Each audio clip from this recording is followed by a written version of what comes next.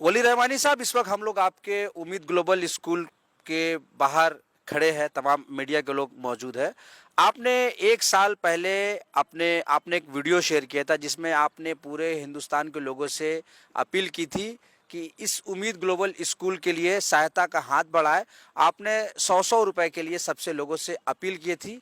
लोगों ने भी भरपूर आपको आशीर्वाद दिया था, अपनी मोहब्बतों से नवाजा था, और जिसका रिजल्ट ये है कि एक साल के अंदर आपने एक बहुत बड़ी, एक नहीं बल्कि दो दो आलीशान इमारतें बना ली है। अब चूंकि नए एकेडमिक साल के लिए आप एडमिशन ले रहे हैं, अब जो आपका पोस्टर्स वगैरह हम लोग देख रहे हैं, आपका ब्रोशर देख रहे हैं, उसमें आप जो है 1.5 लाख रुपए, 1.5 लाख रुपए यू आर चार्जिंग एनुअली। तो सवाल ये है कि जो गरीब का बच्चा है, आप जो गरीब का बच्चा है जिसके लिए आपने लोगों से 100-100 रुपया मांगा था, वो 1.5 लाख रुपया कहाँ से अफोर्ड कर पाएगा? क्या कहेंगे इस पर? सबसे पहले तो मैं आप सबका शुक्रिया अदा करना चाहता हूं कि आप सब जो हैं हमारे स्कूल तशरीफ़ लाए।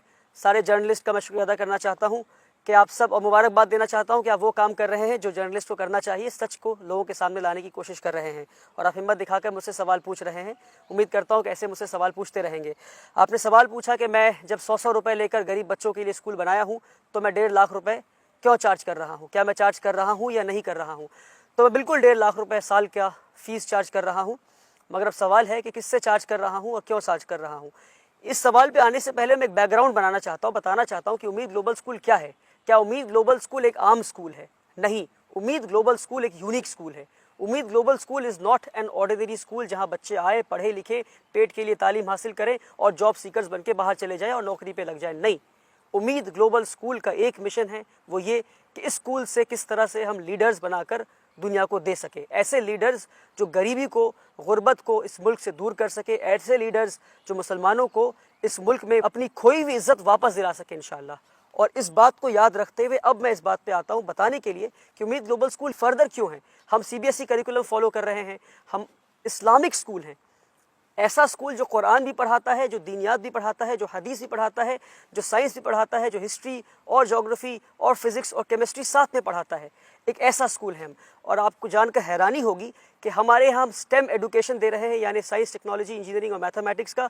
और हमारे स्टेम एडुकेशन की वजह से वर्ल्ड ट्रेड सेंटर पुणे, जो कि वर्ल्ड ट्रेड सेंटर न्यूयॉर्क की एक फ्रेंचाइजी इंडिया में है, उन्होंने हमें सर्टिफिकेशन दिया है कि हमारे curriculum is at par with international curriculum.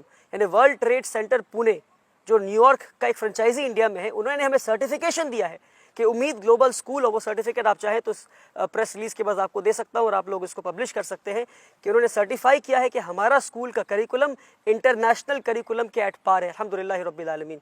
इसके साथ साथ एक यूनिक काम जो स्कूल में कर रहे हैं, जो पूरे इंडिया में शायद ही किसी स्कूल में, वो ये कि हमारे पास एक तरबियती निज़ाम है और हर बच्चा मेरे ज़ेरे निगरानी इस बच्चे की तरबियत हो रही है। एक अमेजिंग तरबियती निज़ाम हमारे यहाँ है। ऐसा तरबियती निज़ाम जहाँ बच्चे तहज्जुद के लिए उठते हैं। आप यकीन नहीं करेंगे, कई बच्चे हमारे तहज्जुद के लिए उठते हैं।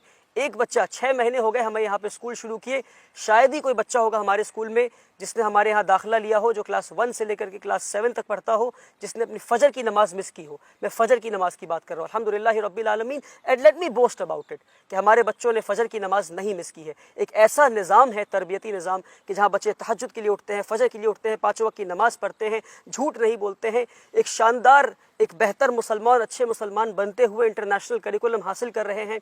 फुटबॉल ग्राउंड है, बास्केटबॉल ग्राउंड है, हम TT इंट्रोड्यूस करने वाले हैं। किक बॉक्सिंग में हमारे बच्चे नेशनल चैंपियन बन चुके हैं। स्टेट चैंपियनशिप की लास्ट 3 इयर्स की ट्रॉफी हमारे पास है। तो ये सारे बैकग्राउंड बताया ये समझाने के लिए कि क्या बैकग्राउंड में काम चल रहा है इन बच्चों को लीडर्स बनाने के लिए। हमने एक IT लैब सेटअप किया है जिसका ना फुल फॉर्म है इनोवेशन एंड टेक्नोलॉजी लैब। आपका सवाल ये था 1.5 लाख क्यों चार्ज कर रहा हूँ, मैं इस पर आता हूँ, मगर आप समझे कि हमने एक IT लैब सेटअप किया है जिस लैब में हम बच्चों को रोबोटिक्स सिखा रहे हैं, ड्रोन टेक्नोलॉजी, AI, कोडिंग, हम बच्चों को उसमें 3D डिज़ाइनिंग एंड प्रिंटिंग सिखा रहे हैं। सारी चीज़ें हम बच्चों को सिखा रहे हैं उस लैब में। ये सारी चीज़ों जानने के बाद अब मैं आपको बताता हूँ कि हाँ, मैं 1.5 लाख रुपये चार्ज कर रहा हूँ, मगर क्यों चार्ज कर रहा हूँ और किससे चार्ज कर रहा हूँ। एक फ़र्क आपको समझना पड़ेगा। हमारे यहाँ ये सारी चीज़ें जानने के बाद आपको क्या लगता है कि एक बच्चे पे क्या खर्च होगा सालाना, जिसको हम लीडर बनाने की कोशिश कर रहे हैं। वो बच्चा नहीं जो पेट के लिए पढ़ रहा है, पढ़ के जाके फिर सोसाइटी की लाइबिलिटी बन जाए, फिर नौकरी के लिए जाए। नहीं, हर बच्चा जो यहाँ से पढ़ के निकलेगा ऐसा 10 और स्कूल खोलेगा और जॉब सीकर्स नहीं बल्कि जॉब प्रोवाइडर्स बनेगा, कम्युनिटी का लीडर बनेगा। ऐसी प्रोग्राम में एक बच्चे पे क्या लगता है आपको क्या खर्च होगा, बताइए मुझे। मिनिमम क्या खर्च होगा साल का बताइए? 3 लाख रुपए। आप 3 लाख कह रहे हैं, आप कोई और बताइए? 2 लाख 3 लाख तो लगेगा। चलिए मैं आपको हकीकत बताता हूँ, एक बच्चे पे 70,000 रुपये खर्च है। कितना खर्च है? 70,000 रुपये एक बच्चे पे खर्च है, ईयरली खर्च है, ठीक है, क्योंकि हमारा प्रोग्राम ऐसा है। और मैं बताना भूल गया, शानदार खाना 3 वक्त का, 2 टाइम फल, फिर दूध, ये सारी चीज़ें, मछली, पनीर, चिकन, सारी चीज़ें, अमेजिंग डाइट बच्चों के लिए, ऐसी डाइट जिसको खाकर बच्चे सच में लीडर बन सके इंशाल्लाह। इन सब के बावजूद हमारा जो ईयर एक बच्चे पे खर्च है सालाना, वो 70,000 रुपये एक बच्चे पे खर्च है। हमारा स्कूल का कैपेसिटी जो है वो 1000 बच्चों का है। अगर 1000 बच्चे पूरे स्कूल में आ गए तो एक साल में हमारा क्या खर्च होगा बताइए? 70,000 इंटू 1000 कितना हो गया? 7 करोड़। यानी हमारे स्कूल का हर साल एक्सपेंडिचर 7 करोड़ होने वाला है। हर साल एक्सपेंडिचर कितना होने वाला है? 7 करोड़। मैं एक बार 7 दिन में 7 करोड़ रुपए रेस कर लिया तो पूरी दुनिया ने मुझे सराहा और मेरी तारीफ की और कहा वाह वाह, आपने 7 दिन में 7 करोड़ जमा कर लिया, आपने कमाल कर दिया। अब सवाल का जवाब दीजिए मेरा, क्या मैं 7 करोड़ हर साल जमा कर पाऊंगा? एक बार जमा कर लिया, मान लीजिए अगले साल फिर जमा कर लूँ, उसके अगले साल फिर जमा कर लूँ, और उसके अगले साल ना जमा कर पाए, फिर क्या करूँगा? बच्चों को मैं सैलरी कहाँ दूंगा? टीचर्स को सैलरी कहाँ से दूंगा? बच्चों को खाना कहाँ से दूंगा? इलेक्ट्रिसिटी बिल कहाँ से भरूंगा? क्योंकि एक बच्चे पे 70,000 रुपये खर्च है, और अगर 1000 बच्चे पढ़ते हैं 7 करोड़ स्कूल का खर्च होने वाला है। तो ये 7 करोड़ रुपए हर साल में कहाँ से लाऊंगा? और बाय चांस अगर ये 7 करोड़ किसी एक साल में जमा नहीं कर पाया मैं, तो क्या मैं स्कूल बंद कर दूं? ये बिल्डिंग खाली हो जाए? तो हम एक सस्टेनेबल मॉडल के टुवर्ड्स जाने की कोशिश कर रहे हैं। इसलिए हमने ये नया स्कीम निकाला, हमने एक स्ट्रैटेजी बनाया कि हम 25% बच्चों से फीस लेंगे और 75% बच्चे हमारे स्कूल में फ्री ऑफ कॉस्ट पढ़ेंगे, जिस तरह से पिछले 6 साल से पढ़ रहे हैं। एक और बात वाजे कर दूं, लोगों को लगता है कि पहला साल मेरा स्कूल का है। 1000 स्क्वायर फीट के अपार्टमेंट में स्कूल शुरू किया था जब मेरी उम्र 19 साल की थी, 2018 1 अप्रैल। आप में से कई लोगों को ये बात पता है। तो अगर मैं किसी साल 7 करोड़ रुपए जमा नहीं कर पाया तो क्या स्कूल बंद कर दूं? नहीं बंद कर सकता। तो 25% बच्चों से फीस ले रहा हूं मैं। यानी कितने बच्चों से बताइए? 1000 बच्चों में 25% यानी 250 बच्चों से। 250 बच्चों से 70,000 रुपए फी लेता हूं, कितना हो गया बताइए? अगर 250 बच्चे 1.5 लाख रुपए फीस दे रहे हैं तो कितना हो गया? 3 करोड़ 75 लाख। खर्च कितना है हमारा? 7 करोड़। फीस के बाद कितना आया? 3 करोड़ 75 लाख। बाकी बचे हुए पैसे कहाँ से लाऊंगा? उसके लिए फिर मुझे हाथ फैलाना पड़ेगा, फिर भीख मांगना पड़ेगा। तो हमारी कोशिश है कि एक साल आहिस्ता आहिस्ता हम सस्टेनेबिलिटी के टुवर्ड्स हम जाएं इंशाल्लाह। तो ये रीज़न है कि हम 25% बच्चों से फीस ले रहे हैं। वो बच्चे तो दे सकते हैं, यानी एक बच्चा जो 1.5 लाख रुपए फीस दे रहा है, यानी वो एक बच्चा अपना खर्च दे रहा है और उसके साथ साथ एक और बच्चे का खर्च दे रहा है। तो कितना अमेजिंग और ब्यूटीफुल मॉडल है कि सोसाइटी के अच्छे घर के बच्चे भी हमारे आके पढ़ सकते हैं। और अब यकीन माने कितना सुनहरा हमारे यहाँ नज़ारा होता है जब एक करोड़पति बैठा होता है कुर्सी पे पेरेंट्स टीचर्स मीट में, उसके बगल में एक रिक्शा वाला बैठा होता है।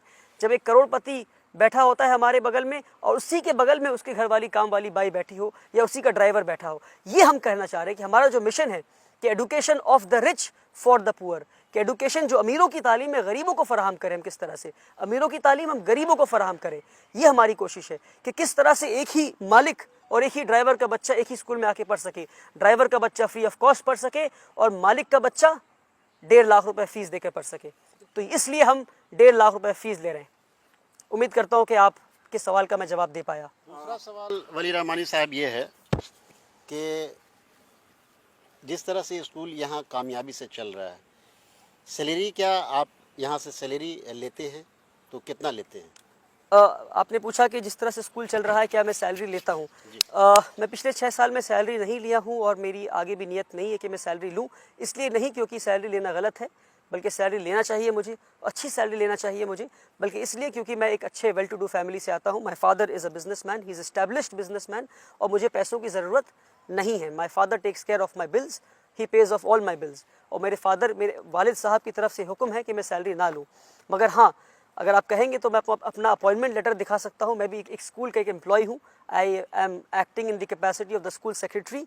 मैं अपना अपॉइंटमेंट लेटर दिखाऊंगा जिसमें लिखा है कि मेरी सैलरी 70,000 रुपये है और ये लिखा है मेरे अपॉइंटमेंट में कि मेरी मर्ज़ी से ये सैलरी मैं ड्रॉ नहीं करूँगा। और हमने ये सिस्टम इसलिए बनाया है ताकि मेरे बाद कोई और बैठे जिसे पैसे की ज़रूरत हो इस कुर्सी पर, वो सैलरी ड्रॉ कर सके। वली साहब, मेरा सवाल ये है कि आपको इस स्कूल में जाहिर सी बात है कई ऐसे लोग हैं जिन्होंने आपका सपोर्ट किया, आपके डोनर है, आपके वेल विशर है, लेकिन एक बात ये भी सुनने में आ रही है कि जो डोनर्स है वो लोग भी किसी बच्चे को, किसी स्टूडेंट को रिकमेंड करते हैं आपके पास कि उसको स्कूल में दाखिला ले लिया जाए, उनको एडमिशन लिया जाए, उनकी भी रिकमेंडेशन को आप नहीं मान रहे। रिजेक्ट कर देता हूँ। What is the reason? इसमें रीज़न ये है कि स्कूल जो हमारा पर्सन ओरिएंटेड नहीं है। स्कूल मुझसे नहीं चलता, मैं स्कूल नहीं चलाता, स्कूल चलाता सिस्टम है और मैं भी सिस्टम के मातहत हूँ। मैं सुनूंगा, सिस्टम की सुनूंगा, और हमने एक सिस्टम बनाया है, सिस्टम के तहत एडमिशन होना है। और डोनर्स, जिसने 100 रुपये दिया, जिसने 1 करोड़ रुपये या जिसने 10 करोड़ रुपये दिया, मुझे इंशाल्लाह आगे आने वाले वक्त में ऐसे भी डोनर्स होने वाले, इंशाल्लाह मुझे अल्लाह की ज़ात से उम्मीद है। उन्हें समझना ये है कि डोनर्स पैसे देकर एहसान किसी पे नहीं कर रहे हैं, बल्कि मैं डोनर्स को इस तरह बताना चाहता हूँ कि डोनर्स इस तरह देखें कि मैं और ये स्कूल उन्हें एक अपॉर्चुनिटी दे रहा है कि वो अपने पैसे को सही जगह पे खर्च कर सकें, और हमारे यहाँ पर बल्कि इसको बिजनेस की तरह देखें कि अल्लाह की रज़ा के लिए आप पैसा दे रहे हैं, आप कहीं और देंगे और यहाँ देंगे, इसमें फ़र्क क्या है? फ़र्क ये है कि यहाँ रिटर्न ऑन इन्वेस्टमेंट हाई है, यहाँ ROI जो है, रिटर्न ऑन इन्वेस्टमेंट बहुत हाई है। आप कहीं और किसी और इदारे में पैसे देंगे, वहाँ जॉब सीकर्स बनेंगे। यहाँ पैसा लगाएंगे, एक बच्चा ऐसा निकलेगा कि ऐसा एक और स्कूल बना सके।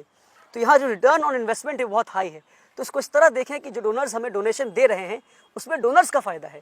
और मैं कहता हूँ कि अक्सर जो लोग चैरिटी करते हैं वो चैरिटी इसलिए करते हैं ताकि गरीबों की मदद कर सके। मैं कहता हूँ अपनी मदद कीजिए, एक ऐसा मॉडल खड़ा कीजिए जिसमें आपसे बेहतर प्रोडक्ट बन के निकल सके, आपसे बेहतर जो है वो प्रोडक्ट बन के निकल सके। इसलिए मैं कहता हूँ कि डोनर्स के रिकमेंडेशन को मैं रिजेक्ट नहीं करता, मैं डोनर्स के रिकमेंडेशन को सिस्टम और प्रोसेस में डाल देता हूँ। सिस्टम रिजेक्ट करता है और सिस्टम ले लेता है। मैं डोनर्स की बात नहीं सुनूंगा, मुझे जवाब डोनर्स को नहीं देना है, मुझे जवाब अल्लाह सुब्हान ताला को देना है। और हमारा एडमिशन प्रोसेस बहुत ट्रांसपेरेंट है और ट्रांसपेरेंसी के साथ ही मैं काम करना चाहता हूँ। बल्कि मैं कहता हूँ मेरी 2 अपनी बेटियाँ हैं, जो मेरी अपनी बेटियाँ हैं, 2 छोटी बेटियाँ। मैं कहता हूँ कल को अगर मैं चाहूँ कि अपनी बेटियों को दाखिला स्कूल में करा दूँ, मैं नहीं करा सकता। मुझे एडमिशन फॉर्म लेना होगा और मुझे मेरी बेटियों को, अपनी बेटियों को एडमिशन प्रोसेस से गुजरना होगा। और मुझे नहीं पता कि उनका एडमिशन हो पाएगा कि नहीं, एडमिशन टीम ही डिसाइड करेगी कि एडमिशन उनका हो पाएगा या नहीं हो पाएगा। सर, एक सवाल है कि कैसे आप जज करेंगे कि जो 75% जो बच्चे हैं वो आप उनसे पैसे नहीं लेंगे, और जो 25% जो बच्चे आप उनसे जो पैसे लेंगे, तो आप उसको जस्टिफाई कैसे करेंगे कि वो साहिब हैसियत है और ये साहिब हैसियत नहीं है? जो 25% बच्चे पैसा देंगे वो साहिब हैसियत ही लोग आएंगे, तो उस पर हमें सवाल करने की ज़रूरत नहीं कि भाई आप साहिब हैसियत है कि नहीं। जो पैसा दे पा रहा है वो खुद ब खुद एक प्रूफ है कि साहिब हैसियत है। सवाल रहा कि 75% बच्चे यानी 750 बच्चे जो स्कूल में पढ़ेंगे वो गरीब बच्चे, हम कैसे पता करेंगे? तो हमारा एडमिशन प्रोसेस का 3 लेयर्स है। पहला ये है कि आप एडमिशन फॉर्म लेकर जाएं, फॉर्म लेने के बाद आपका इम्तिहान होगा, टेस्ट होगा। अगर आप टेस्ट पास करते हैं तो उसके बाद आपका इंटरव्यू होगा। इंटरव्यू बच्चों का और पेरेंट्स का होगा। इंटरव्यू राउंड अगर आप क्वालिफाई करते हैं तो हमारा होम सर्वे होगा, चाहे हिंदुस्तान के किसी भी कोने में हो। हमारी टीम जाकर आपके घर को देखेगी, घर के सर्वे करेगी और ये देखेगी कि अगर आप कह रहे हैं कि आप गरीब हैं तो सच में गरीब है या नहीं है। आपके घर में क्या क्या चीज़ें हैं, फ्रिज है, आपके घर में ओवन है, आपके घर में टीवी है, घर कितना बड़ा है, कितने कमरों का घर है, आपके पड़ोसी कैसे हैं, किस लोकेलिटी में घर है। बल्कि हमारा पूरा एक फॉर्मेट बना है होम सर्वे का इंशाल्लाह। तो हम वो होम सर्वे पिछले 2 सालों से करते हुए आ रहे हैं, उसको हमने और मजबूत बना दिया सर्वे के सिस्टम को इंशाल्लाह। हम इस सर्वे के ज़रिए हम फाइनल जो है, मान लीजिए 100 बच्चे सिलेक्ट हो गए, अब उन 100 बच्चे के घर हमारी टीम जाकर ये देखेगी कि अगर वो 100 बच्चे सच में गरीब हैं या नहीं, और नहीं है तो कई बच्चे इन द पास्ट रिजेक्ट भी हुए हैं, और फिर हमने उनसे कहा है या तो आप फीस कैटेगरी में आइए या तो आप एडमिशन मत लीजिए। सर, दाखिले का क्लास क्या है सर? किस क्लास से दाखिला लेते हैं आप? हम लोग क्लास 1 से दाखिला लेते हैं। अभी क्लास 1 से लेकर के 8 तक हमारा स्कूल चल रहा है। कोलकाता में एक ऐसे शख्स हैं जिन्होंने सवाल किया कि जिस ज़मीन पे ये स्कूल बना है, उम्मीद ग्लोबल स्कूल, ये 90 इयर्स के लीज़ पे है, कि 90 इयर्स के बाद ये स्कूल का लीज़ ख़त्म हो जाएगा, तो इसका क्या जवाब है आप? देखिए, ऐसे लोगों को मैं जवाब देकर अपना टाइम वेस्ट नहीं करना चाहता। उम्मीद ग्लोबल स्कूल एक ग्लोबल स्कूल है और बहुत सिंपल फंडा है। हमारे वेबसाइट पे जाइए, हमारे वेबसाइट पे स्कूल की ट्रस्ट के कागजात, ज़मीन के कागजात, सारी चीज़ें अपलोडेड है। मुझे बात करने की ज़रूरत ही नहीं। अगर कोई पढ़ा लिखा इंसान है, थोड़ी भी पढ़ाई लिखाई की हो और अंग्रेज़ी पढ़ सकता हो, क्योंकि सारी चीज़ें अंग्रेज़ी में लिखी है हमारे वेबसाइट पर, तो वेबसाइट पे जाइए, लीगल कंप्लायंस हमारा एक उसमें सब हेडिंग है, उस पर जाकर हमारे ट्रस्ट के कागजात देखिए। हमारे आप जाकर ज़मीन की कागजात देखिए, वो सारी चीज़ें हमारे वेबसाइट पे अपलोडेड हैं और जाकर देखिए लीज पे दिया गया है या ट्रस्ट पर ज़मीन है। ये बेकार की अफवाह फैलाने की बजाय बेहतर होगा कि थोड़ी पढ़ाई लिखाई करें, थोड़ी रिसर्च करें और कोई अच्छा काम कर रहा है तो उसे सपोर्ट करें, ना कि उसे डिफेम करें, उसे बहतान लगाए बिना सच्चाई जाने। अगर- आपके एजुकेशन मॉडल को ज़्यादा लोग एक्सेस कर पाए, उसके लिए आपका क्या स्टेप है? हमारे एजुकेशन मॉडल को ज़्यादा लोग एक्सेस कर पाएँ, उसके लिए तो हमें टू बी वेरी ऑनेस्ट इसमें बहुत ज़्यादा अच्छा अभी हमारे पास कोई पुख्ता स्टेप नहीं है, क्योंकि बहुत यूनिक मॉडल है और एक्सेसिबल कर पाए इसके लिए ज़रूरत यह है कि कौम की जो कम्युनिटी, जो बिजनेसमैन हमारे, बल्कि मैं कहता हूँ यहाँ से 4 किलोमीटर की दूरी पर लेदर कॉम्प्लेक्स है, 5 किलोमीटर की दूरी पे मेरे स्कूल से, मतलब अगर मेरी बिल्डिंग पे, स्कूल बिल्डिंग पे खड़े हो जाएंगे तो leather complex, Calcutta leather complex आपको दिखेगा। 20,000 करोड़ की इंडस्ट्री है। मैं आपको बताता हूँ वहाँ से 20,000 रुपये नहीं आए मुझे, सिवाय 1-2 लोगों को छोड़कर जो बहुत ख़ास लोग हैं मेरे, उन्हें इंक्लूड नहीं कर रहा हूँ मैं, क्योंकि मेरे बहुत ख़ास लोग हैं वो, उन्होंने ज़मीन दी मुझे उनको बहुत सालों से जानता था। उनके अलावा क्या कलकत्ता में लोगों को पता नहीं कि यहाँ पे उम्मीद ग्लोबल स्कूल खुला है? क्या लेदर कॉम्प्लेक्स जो 5 किलोमीटर की दूरी पर है, वहाँ पे लोगों को पता नहीं कि 5 किलोमीटर की दूरी पे एक इंटरनेशनल लेवल का स्कूल खुला है जहाँ लीडर्स तैयार हो रहे हैं? लीडर्स तैयार करने का फॉर्मूला कहाँ है किसी के पास? लोग सिर्फ पढ़ा रहे हैं। मैं लीडर्स तैयार करने की बात कर रहा हूँ, मैं लीडर्स तैयार करने की बात कर रहा हूँ। और 20,000 करोड़ की इंडस्ट्री, पूरे मुसलमानों की इंडस्ट्री, 20,000 रुपये नहीं आई, अफसोस की बात है। तो मैं कहता हूँ कि मुसलमान बिजनेसमैन की ये जिम्मेदारी है कि वो पैसा लगाएं और ऐसे कई स्कूल्स खोलने की कोशिश करें। वली रहमानी साहब, उम्मीद ग्लोबल स्कूल के चर्चे बरादरान वतन में भी हैं और उनकी भी चाहत है कि उनके भी बच्चे यहाँ से तालीम से आरास्ता हों। उनके लिए क्या कदम उठाएं? अफसोस की बात यह है कि एक स्कूल पूरे मुल्क को केटर नहीं कर सकता, एक स्कूल बल्कि एक डिस्ट्रिक्ट को केटर नहीं कर सकता, एक स्कूल एक एरिया को केटर नहीं कर सकता। एक स्कूल में मैक्सिमम जो बच्चे पढ़ सकते हैं 1,000-1,200 बच्चे। तो अपनी जब मैं फंड रेजिंग कर रहा था तो मैं उस वक्त भी ये कहा था, इस तरह के 100 से ज़्यादा स्कूल की ज़रूरत है पूरे मुल्क भर में। अब हमने एक मॉडल तैयार कर दिया है, मुल्क भर के लोगों से गुजारिश है कि वो आएँ, इस मॉडल को कॉपी करें, पैसा लगाएं और इससे अच्छा स्कूल बना कर दिखाएं। इंशाल्लाह 100% सपोर्ट मेरा आपके साथ है इंशाल्लाह। कोई नॉन मुस्लिम बच्चा एलिजिबल है, क्या उनको अपने यहाँ आप रखेंगे? बिल्कुल रखेंगे। इस मुल्क में हिंदू भी है, मुसलमान भी है, क्रिश्चियन भी है। हम चाहेंगे कि नॉन मुस्लिम बच्चे, क्रिश्चियंस आए, हिंदू हमारे यहाँ आए। बल्कि आप जानकर हैरान होंगे कि हमारे जो हिंदू बच्चे हैं वो कुरान के पीरियड में संस्कृत पढ़ते हैं। हमने हिंदू बच्चों के लिए कुरान और दीनियात की, हमारे यहाँ कुरान और दीनियात के पीरियड में हिंदू बच्चे संस्कृत पढ़ते हैं। और हमारे यहाँ जो हिंदू बच्चा पढ़ रहा है वो यतीम है, वो मुझे अब्बा जी बोलता है।